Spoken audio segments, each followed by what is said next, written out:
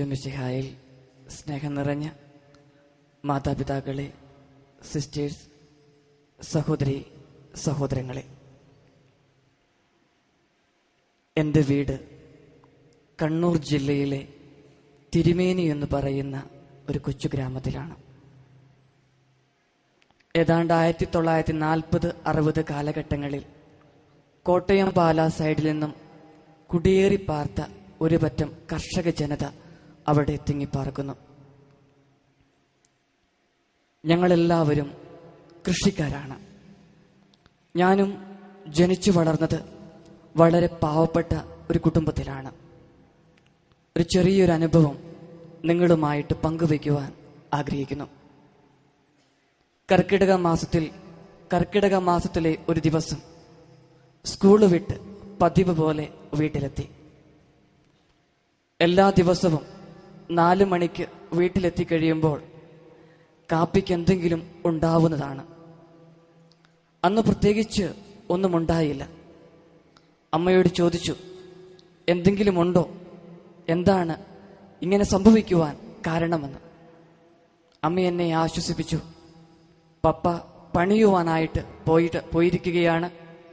മഴ നല്ലവണ്ണം പെയ്യുന്നുണ്ട്, അതുകൊണ്ടാണ് പപ്പ വരുവാനായിട്ട് താമസിക്കുന്നത്.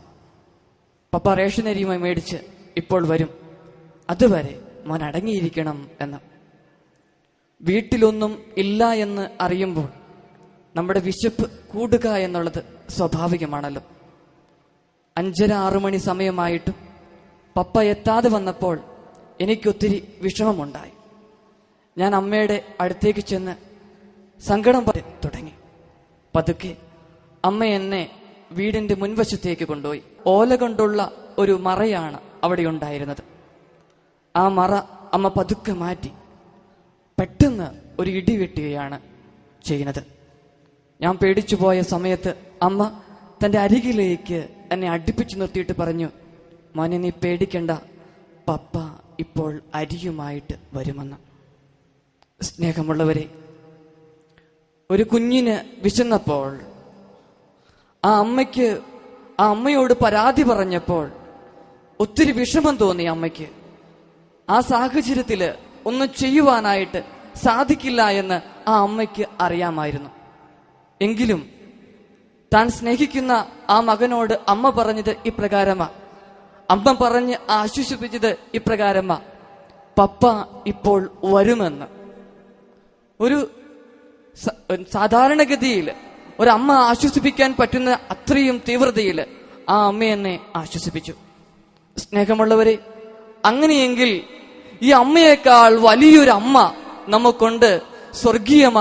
സ്വർഗത്തിലിരുന്ന് നമുക്ക് വേണ്ടി എപ്പോഴും മാധ്യസ്ഥം അപേക്ഷിച്ച് പ്രാർത്ഥിക്കുന്ന പരിശുദ്ധ അമ്മ. ജീവിതത്തിൽ പ്രതികൂല സാഹചര്യങ്ങളിലൂടെ നമ്മൾ മുമ്പോട്ട് പോകുമ്പോൾ വേദനയുടെ നിമിഷങ്ങൾ, ദുഃഖത്തിന്റെ നിമിഷങ്ങൾ, മറ്റുള്ളവരാൽ തെറ്റിദ്ധരിപ്പിക്കപ്പെടുന്ന നിമിഷങ്ങളിലൊക്കെ നമ്മളെ ആശ്വസിപ്പിക്കുന്ന, പ്രതീക്ഷ നൽകുന്ന, നമ്മളെ തമ്പുരാന്റെ സന്നിധിയിലേക്ക് കൂടുതൽ മാറോട് അണയ്ക്കുവാനായിട്ട് ചേർക്കുന്ന ഒരമ്മയുണ്ട്, പരിശുദ്ധ അമ്മ. ആ അമ്മയുടെ മാധ്യസ്ഥതയിലാണ് നമ്മളൊക്കെ ഇവിടെ ഒരുമിച്ച് കൂടിയിരിക്കുന്നത്. ജീവിതത്തിന്റെ പ്രതികൂല സാഹചര്യങ്ങളിൽ നമുക്കും ആ അമ്മയുടെ അടുക്കൽ ചേരുവാൻ, അമ്മയുടെ മുഖത്തേക്ക് നോക്കിക്കൊണ്ട് നമുക്കും പ്രാർത്ഥിക്കുവാൻ, അമ്മ സഹിച്ചതുപോലെ സഹിക്കുവാനുള്ള സഹന ശക്തി ഞങ്ങളുടെയൊക്കെ ജീവിതങ്ങളിലും തരണമേ എന്ന് നമുക്ക് പ്രാർത്ഥിക്കാം. യോഹന്നാൻ അറിയിച്ച സുവിശേഷം 2-ാമത്തെ അധ്യായത്തിൽ നമ്മൾ വായിച്ചു കേട്ടു പരിശുദ്ധ അമ്മ ആ കല്യാണ വിരുന്നിൽ ഇടപെടുന്ന സാഹചര്യത്തെക്കുറിച്ച്. ആ കുടുംബത്തിന്റെ അസ്വസ്ഥത എന്താണെന്ന് അമ്മയ്ക്ക് മനസ്സിലാക്കുവാനായിട്ട് പറ്റി. ആ കുറവുകള് നിറവുകളാക്കി മാറ്റുവാനായിട്ട് അമ്മ പരിശ്രമിച്ചു. സ്നേഹമുള്ളവരെ, നമ്മുടെയൊക്കെ കുടുംബത്തിൽ എന്തെങ്കിലുമൊക്കെ കുറവുണ്ടെങ്കിൽ ആ കുറവുകളെ നിറവുകളാക്കി മാറ്റുവാനായിട്ട് പരിശുദ്ധ അമ്മയ്ക്ക് സാധിക്കും. നമ്മൾ ഒത്തിരി പ്രാർത്ഥിക്കുന്നുണ്ട്, കൊന്തയൊക്കെ ചൊല്ലി നമ്മൾ എപ്പോഴും പ്രാർത്ഥിക്കുന്നുണ്ട്. വിശ്വാസത്തോടുകൂടെ, പ്രതീക്ഷയോടുകൂടെ പ്രാർത്ഥിച്ചിട്ടുണ്ടെങ്കിൽ ദൈവം നമ്മുടെ പ്രാർത്ഥന കേൾക്കും. പരിശുദ്ധ അമ്മ നമ്മൾക്ക് വേണ്ടി മാധ്യസ്ഥം അപേക്ഷിക്കും. 1982 ജോൺ ബോൾ രണ്ടാമൻ മാർപ്പാപ്പയെ അലി അഖേ എന്ന് പറയുന്ന ഒരു ടെററിസ്റ്റ് വെടിവെച്ചു. നമ്മൾ ഈ സംഭവമൊക്കെ നമ്മൾ കേട്ടിട്ടുള്ളതാണ്. അങ്ങനെ ജോൺ പോൾ രണ്ടാമൻ മാർപ്പാപ്പ ആശുപത്രിയിലായി 3-4 ആഴ്ചകൾ കഴിഞ്ഞപ്പോൾ അദ്ദേഹത്തിന് ഒരാഗ്രഹം, ലൂർദിൽ പോകണം എന്ന്. പരിശുദ്ധ അമ്മയുടെ അടുക്കൽ ചെല്ലണമെന്ന് പരിശുദ്ധ പിതാവിന് ഒത്തിരി ആഗ്രഹം തോന്നി. അദ്ദേഹം എന്തു ചെയ്തെന്നോ, ആ ലൂർദിലെ മാതാവിന്റെ പ്രതിമയുടെ മുമ്പിൽ എന്തെങ്കിലുമൊക്കെ സമ്മാനമായിട്ട് നൽകണമെന്ന് ആ പിതാവ് ആഗ്രഹിച്ചു. അങ്ങനെ തന്റെ ശരീരത്തേറ്റ ഒരു വെടിയുണ്ട ഡോക്ടർ ജോൺ പോൾ രണ്ടാമൻ മാർപ്പാപ്പയ്ക്ക് കൊടുത്തിരുന്നു. അദ്ദേഹം ഈ വെടിയുണ്ടയുമായിട്ട് ലൂർദിലേക്ക് ചെന്ന് അവിടെ പരിശുദ്ധ അമ്മയുടെ കിരീടത്തിൽ ഈ വെടിയുണ്ട കൂടെ വെച്ച് പ്രതിഷ്ഠിക്കുകയാണ് ചെയ്തത്. എന്തിനാണ് ഇങ്ങനെ ചെയ്തതെന്ന് ചോദിച്ചപ്പോൾ പരിശുദ്ധ പിതാവ് പറയുന്നത് ഇപ്രകാരമാണ്: എൻ്റെ ജീവിതത്തിൽ ഞാൻ ഒരുപാട് വേദനയിലൂടെ കടന്നുപോയ നിമിഷങ്ങളായിരുന്നു. ആ സമയത്തൊക്കെ എന്നെ ശക്തിപ്പെടുത്തിയത് പരിശുദ്ധ അമ്മയോടുള്ള പ്രാർത്ഥനയാണ്. പ്രത്യേകിച്ച് കൊന്ത ചൊല്ലി പ്രാർത്ഥിച്ചപ്പോൾ എൻ്റെ മനസ്സിന് ഒത്തിരി സന്തോഷവും സൗഖ്യവും ഉണ്ടായി. എൻ്റെ അമ്മയുടെ, പരിശുദ്ധ അമ്മയുടെ സ്നേഹം എനിക്ക് ആ സാഹചര്യത്തിൽ അനുഭവിച്ചറിയുവാനായിട്ട് പറ്റിയെന്ന്. സ്നേഹമുള്ളവരെ, ജീവിതത്തിൽ ചിലപ്പോൾ ഒരുപാട് പ്രതികൂല സാഹചര്യങ്ങളിലൂടെ നമ്മളും മുമ്പോട്ട് പോയിരിക്കാം. ഈ സാഹചര്യത്തിൽ ഈ പരിശുദ്ധ പിതാവ് ചെയ്തതുപോലെ നമുക്കും പരിശുദ്ധ അമ്മയോട് ചേർന്ന് നിന്നുകൊണ്ട് പ്രതീക്ഷ കൈവിടിയാതെ എൻ്റെ അമ്മ എനിക്ക് വേണ്ടി മാധ്യസ്ഥം അപേക്ഷിക്കുമെന്ന് വിശ്വസിച്ചുകൊണ്ട് നമുക്കും പ്രാർത്ഥിക്കുവാനായിട്ട് സാധിക്കണം. 1917 കാലഘട്ടങ്ങളിൽ 1-ാം ലോക മഹായുദ്ധം ശക്തമായ അവസരത്തിൽ ബെനഡിക്ട് 15 മാർപ്പാപ്പ ലോക സമാധാനത്തിന് വേണ്ടി പ്രാർത്ഥിക്കുവാനായിട്ട് ജനങ്ങളെ പ്രബുദ്ധരാക്കുന്നുണ്ട്. ആ സമയത്ത് ബെനഡിക്ട് 15 മാർപ്പാപ്പ പറയുന്നത് ഇപ്രകാരമാണ്: ലോകത്തിലുള്ള എല്ലാവരും, പ്രത്യേകിച്ച് വിശ്വാസികളായ എല്ലാവരും കൊന്ത ചൊല്ലി ലോക സമാധാനത്തിന് വേണ്ടി പ്രാർത്ഥിക്കണം എന്ന്.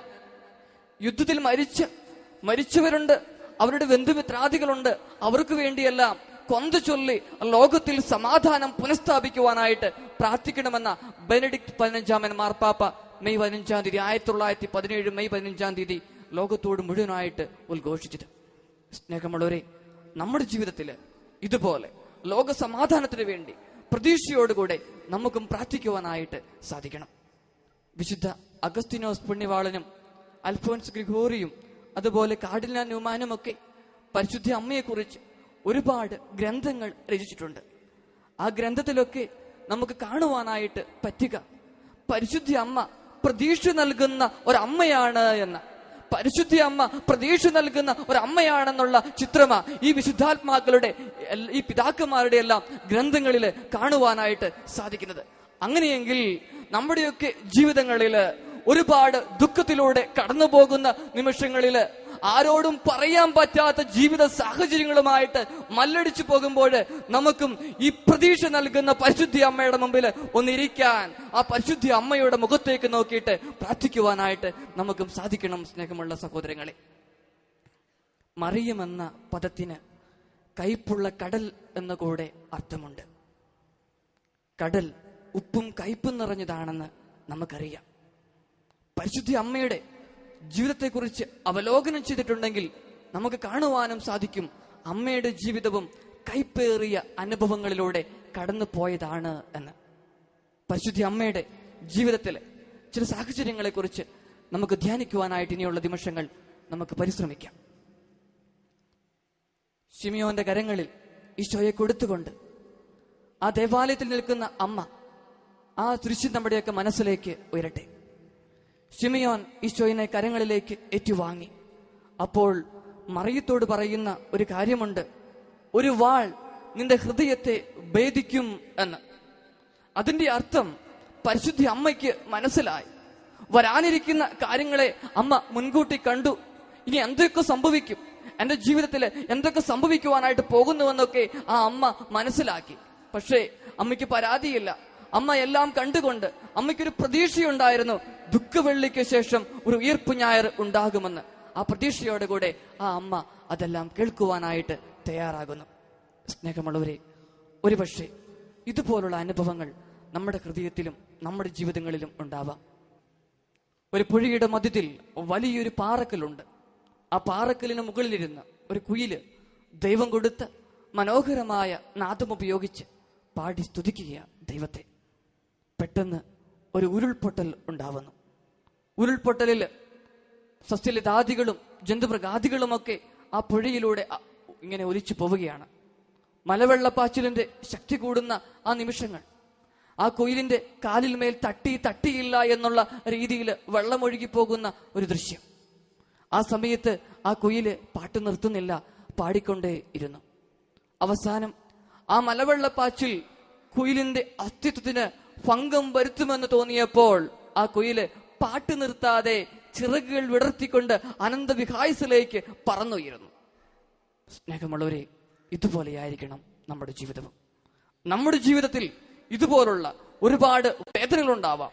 ഉരുൾപൊട്ടലുകൾ, മലവെള്ളപ്പാച്ചിലുകൾ, അസ്വസ്ഥതകളൊക്കെ ജീവിതത്തിൽ ഉണ്ടാകുമ്പോൾ നമുക്കും ഇതുപോലെ പ്രാർത്ഥിക്കുവാനായിട്ട് സാധിക്കണം.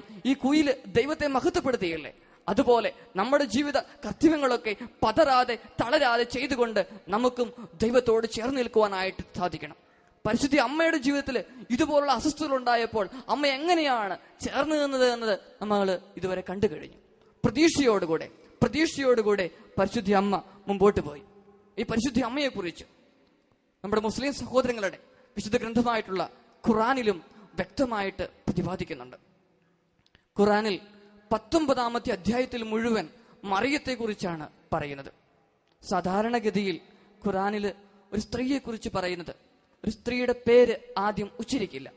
സാറ എന്നാണ് പറയേണ്ടതെങ്കിൽ അബ്രാഹത്തിന്റെ ഭാര്യ സാറായോട് ദൈവം പറഞ്ഞുവെന്നാണ് അങ്ങനെ പറഞ്ഞ അവിടെ പ്രതിപാദിച്ചിരിക്കുന്നത്.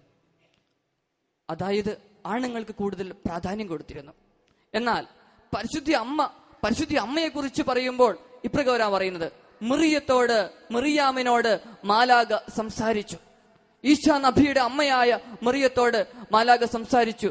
മറിയം എന്ന് ഏതാണ്ട് 33 പ്രാവശ്യം ഖുറാനിൽ രേഖപ്പെടുത്തിയിട്ടുണ്ട്. എത്രത്തോളം ആധികാരികത ഉണ്ട് എന്ന് നമുക്ക് ഇതിൽ നിന്ന് വ്യക്തമാക്കുവാനായിട്ട് സാധിക്കും. നമുക്ക് ഈ പരിശുദ്ധ അമ്മയോട് ചേർന്ന് നിൽക്കുവാനായിട്ട് സാധിക്കട്ടെ. പോട്ടയിലൊക്കെ നമ്മൾ വരുമ്പോൾ ആദ്യ കാലഘട്ടങ്ങളിലും ഇപ്പോഴുമൊക്കെ എല്ലാവരും ആദ്യമേ വരുമ്പോൾ ചെയ്യാറുള്ളത്, ആ അമ്മയുടെ രൂപമുണ്ടല്ലോ അവിടെ പോയി എല്ലാവരും മുട്ടുകുത്തി പ്രാർത്ഥിക്കാറുണ്ട്. ഒത്തിരി അത്ഭുതങ്ങൾ നടന്ന സ്ഥലമാണ്. അവിടെ വന്ന് പരിശുദ്ധ അമ്മയുടെ മാധ്യസ്ഥം അപേക്ഷിച്ച് ഒരുപാട് സൗഖ്യവും എല്ലാം കിട്ടിയവര് വ്യക്തമായിട്ട് രേഖപ്പെടുത്തുന്നുണ്ട് അവരുടെ ജീവിതത്തെക്കുറിച്ചൊക്കെ. സ്നേഹമുള്ളവരെ, നമുക്കും ഈ പുണ്യഭൂമിയിൽ വന്നിരിക്കുന്ന നിമിഷങ്ങളിൽ ആ അമ്മയുടെ രൂപത്തിന് മുമ്പിൽ പോയിരുന്നിട്ട് നമ്മുടെ കുടുംബത്തിലെ വേദനകളും ദുഃഖങ്ങളും ഒക്കെ ഏറ്റുപറഞ്ഞ് നമുക്ക് പ്രാർത്ഥിക്കുവാനായിട്ട് സാധിച്ചെങ്കിൽ നമ്മുടെ ജീവിതത്തിൽ ഒരുപാട് മാറ്റമുണ്ടാവും. ജീവിതത്തിൽ പ്രതികൂല സാഹചര്യങ്ങളിലൂടെ അമ്മ കടന്നുപോയപ്പോൾ പരിശുദ്ധ അമ്മ പതറിയില്ല, തളർന്നില്ല. മറ്റുള്ളവർക്ക് പ്രതീക്ഷ പകർന്നു കൊടുത്തു അമ്മയുടെ ജീവിതത്തിലൂടെ. ഇതുപോലെ നമ്മുടെയൊക്കെ ജീവിതങ്ങളിൽ നമുക്കും പതറാതെ തളരാതെ യേശുവിലുള്ള വിശ്വാസം മുറുകെ പിടിച്ചുകൊണ്ട് നമുക്കും പോകുവാനായിട്ട് സാധിക്കണം. നമ്മുടെയൊക്കെ ജീവിതം ഈ ലോകമാകുന്ന ഇക്കരയിൽ നിന്നും പരലോകമാകുന്ന അക്കരയിലേക്കുള്ള ഒരു തീർത്ഥയാത്ര. ഈ തീർത്ഥയാത്രയിൽ കാറ്റും കോളും ഉണ്ടാവുക എന്നുള്ളത് സ്വാഭാവികമാണ്. ഈ കാറ്റും കോളും ഉണ്ടാകുന്ന നിമിഷങ്ങളിലൊക്കെ നമുക്കും ദൈവത്തോട് ചേർന്ന് നിൽക്കുവാൻ, പരിശുദ്ധ അമ്മയോട് മാധ്യസ്ഥം അപേക്ഷിച്ച് പ്രാർത്ഥിക്കുവാനായിട്ട് നമുക്ക് സാധിക്കണം. എല്ലാവർക്കും കണ്ണുകളടയ്ക്കാം.